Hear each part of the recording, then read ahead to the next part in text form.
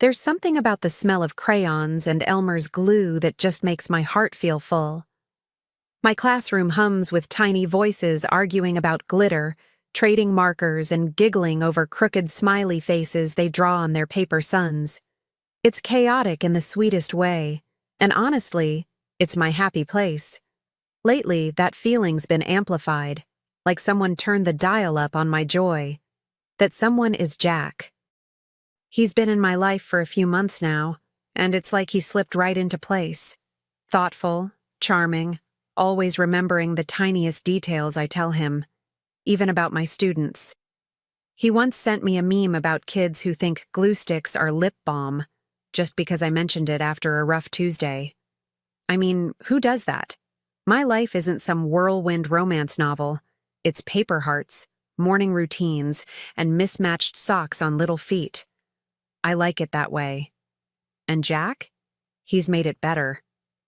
He talks about wanting kids one day, and every time he says it, I catch myself watching him just a little longer than I should.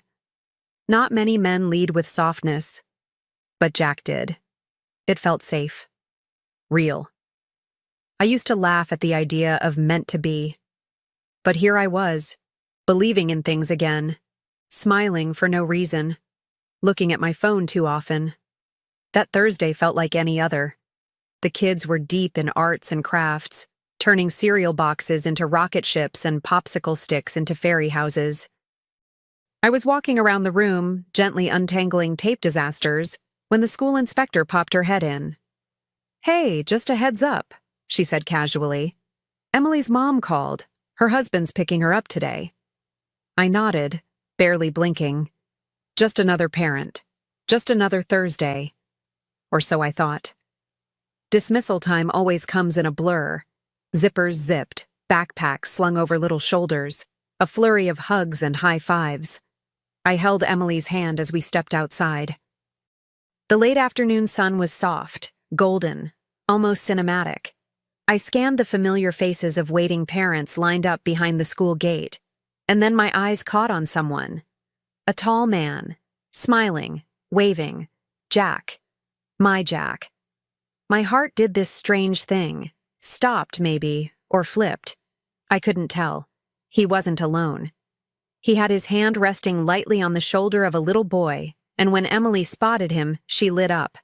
"Daddy!" she shouted, running straight to him. "Daddy?" The word rang in my ears like an alarm I couldn't shut off. My feet moved on instinct, guiding Emily through the gate, handing her off like any other day. But nothing about this was ordinary. Jack looked straight at me, cool as ever, and said, "Thanks, babe. Talk later?" That moment, that single, infuriatingly casual moment, rewrote everything I thought I knew about him, about us. I smiled somehow, numb, mechanical. Not because I wanted to, but because the children were still watching. And I'm a teacher. I hold myself together, no matter what storm's coming. But inside, something cracked, not loud or dramatic, just a quiet snap, like a thread pulling loose from a favorite sweater. Something I couldn't stitch back. The drive home felt like walking through a dream I didn't belong to. Every red light was too long, every street too familiar, every breath too shaky. I kept thinking, there has to be an explanation. Maybe I misunderstood. Maybe Jack was helping a friend. But Emily called him Daddy. She didn't hesitate. It was natural, like she'd said it 100 times before.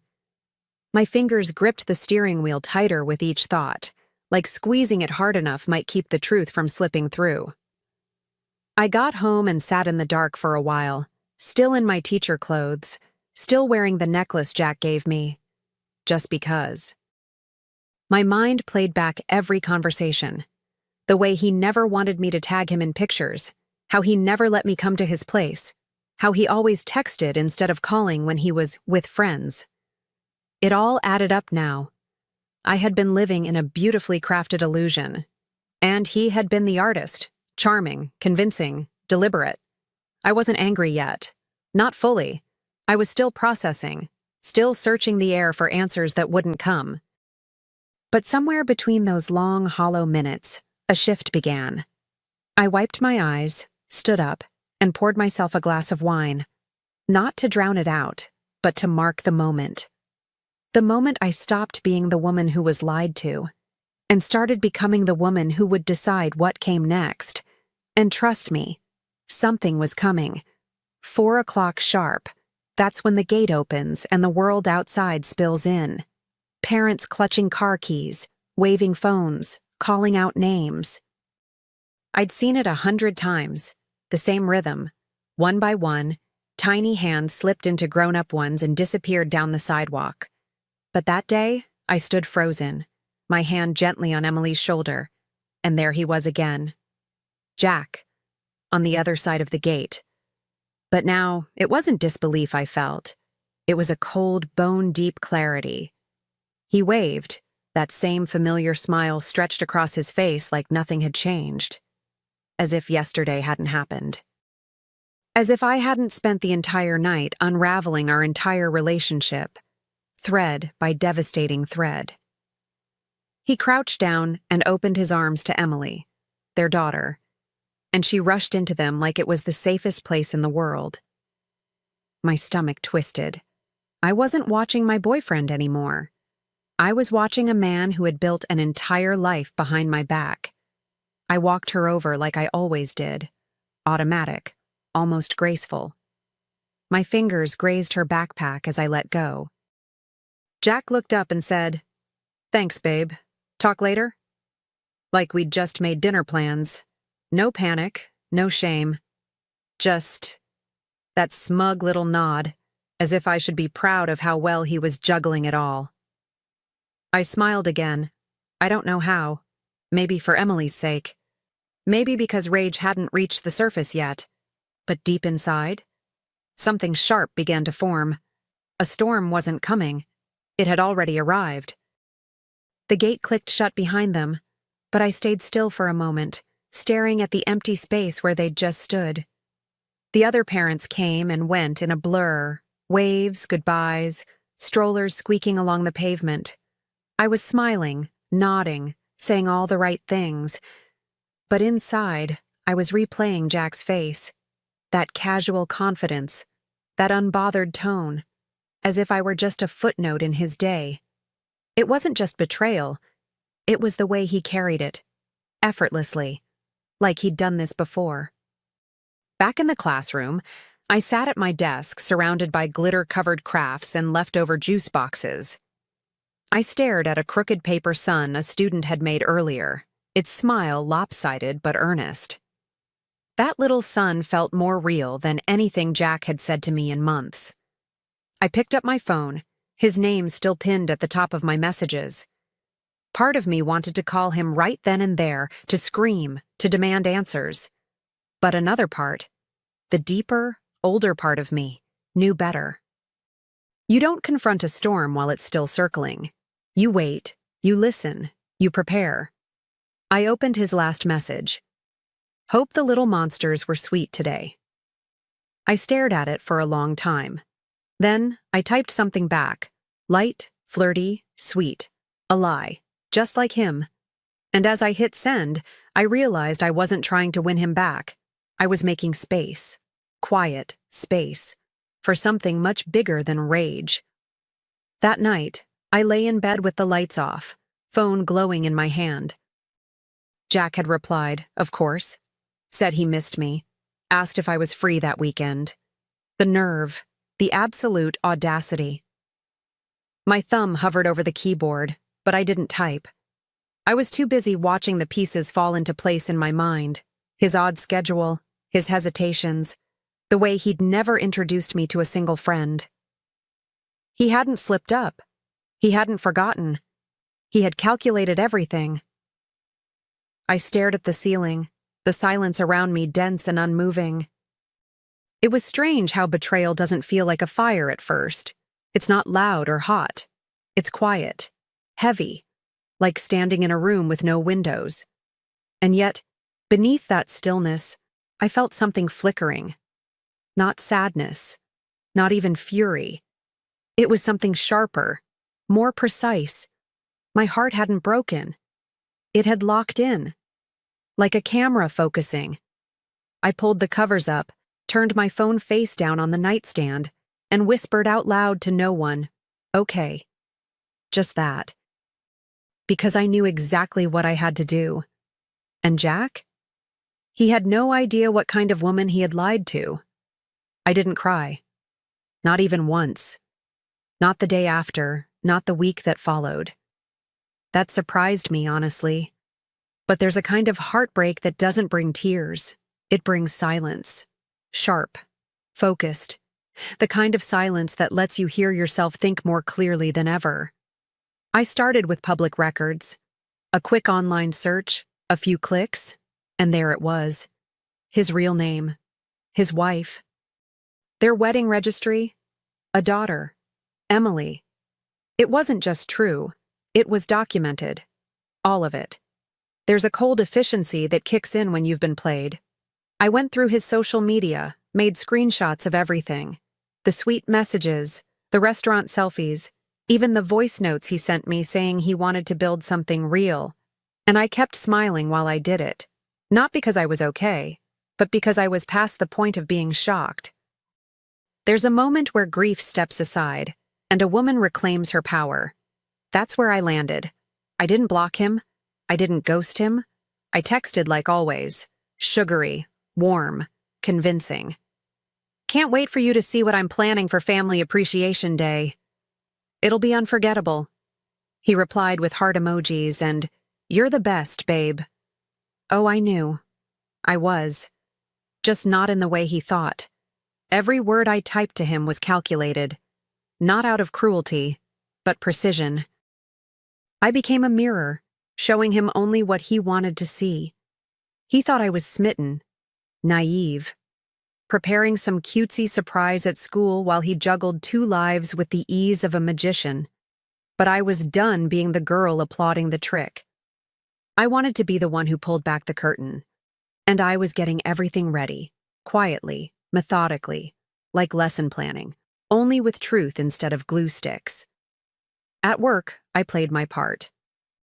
Morning circle time, alphabet songs, finger paint Fridays. I laughed with the kids. I comforted scraped knees. I smiled when Emily ran to her friends, completely unaware that the woman reading her bedtime stories at night was the same one kissing her father behind closed doors. That thought used to make my stomach ache, but not anymore. Now, it lit something inside me. Not bitterness. Clarity. The truth is, I didn't want revenge just to hurt him. I wanted exposure. Honesty. I wanted his mask to slip off, not with a scream, but with a whisper. In front of the very people who believed he was decent. I kept thinking, let him walk into that room smiling. Let him stand tall, proud, clueless. Because that would make the fall even louder. Family Appreciation Day was circled on every classroom calendar. The kids were buzzing with excitement, painting signs, practicing their little speeches, rehearsing songs about love and togetherness. And there I was, organizing it all. Cool, composed, the very picture of dedication. I was in charge of the event this year, which gave me all the control I needed. Jack kept texting, asking what he should wear, if I wanted him to bring anything. I said just bring himself. He promised he'd be there early. I coordinated the slideshow myself, set the cue points, timed every transition.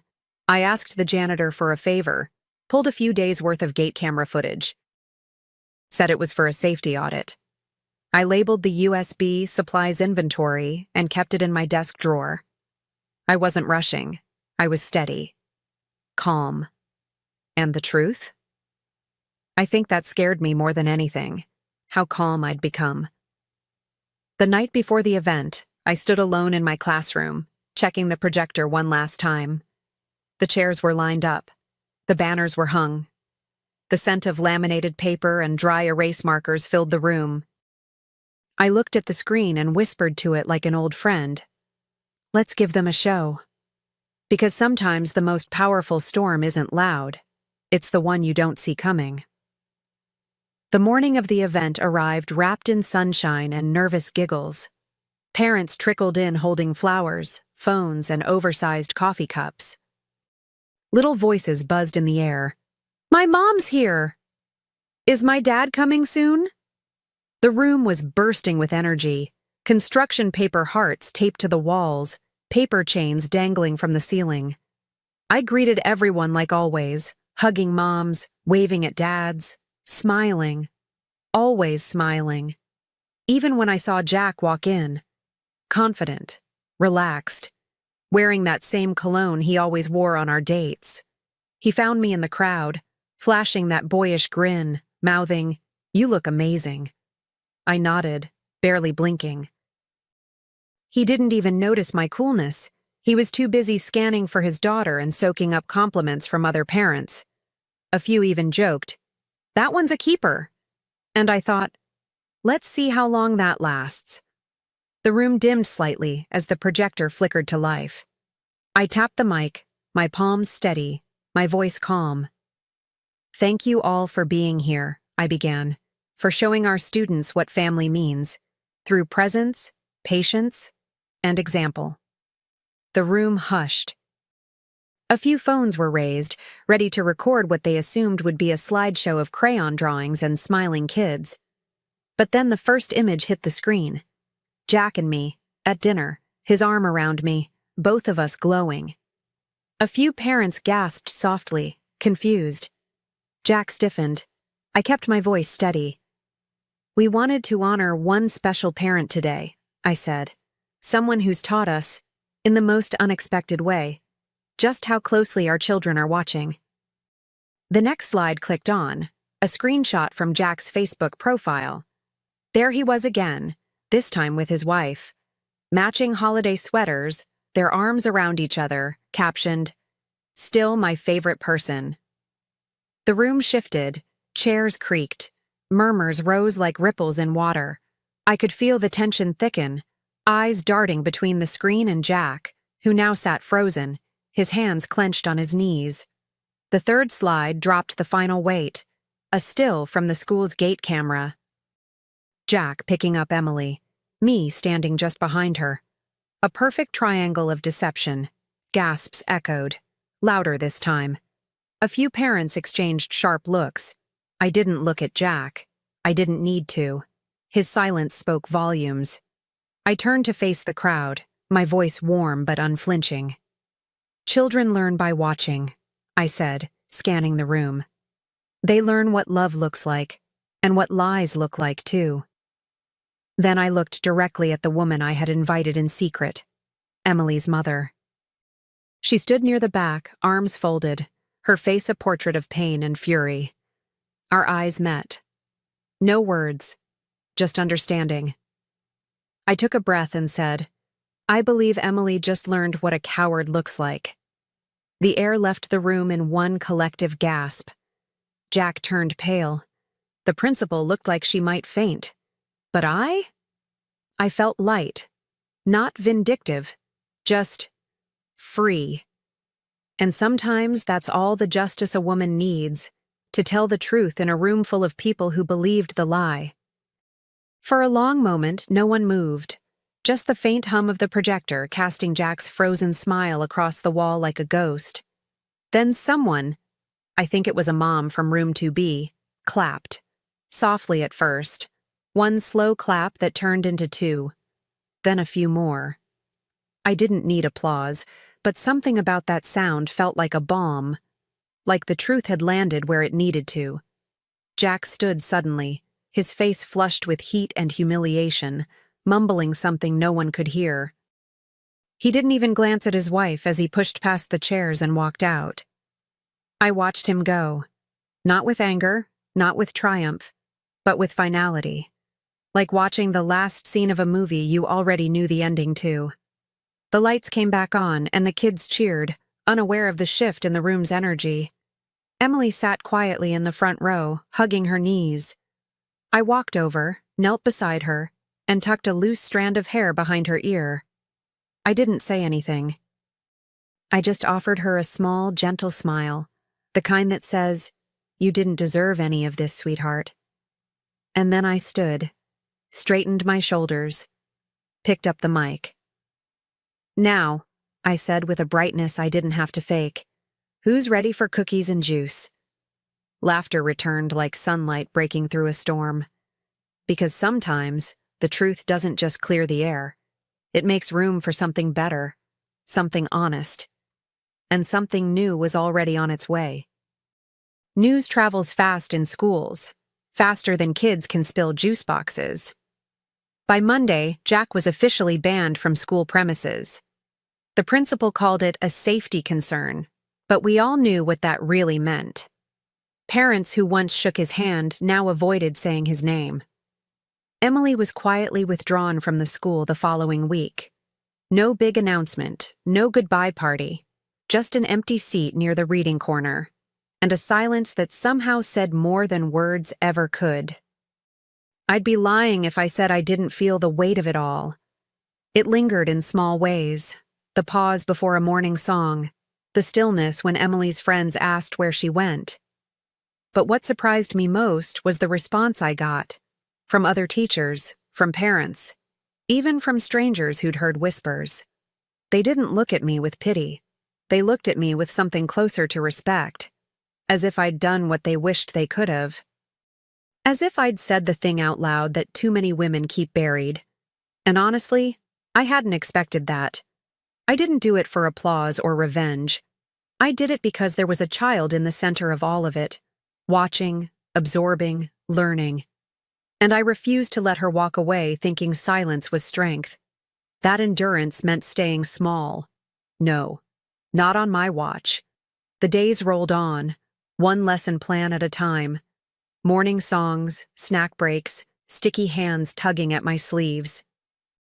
I poured myself into the classroom like I always had, but something in me had shifted.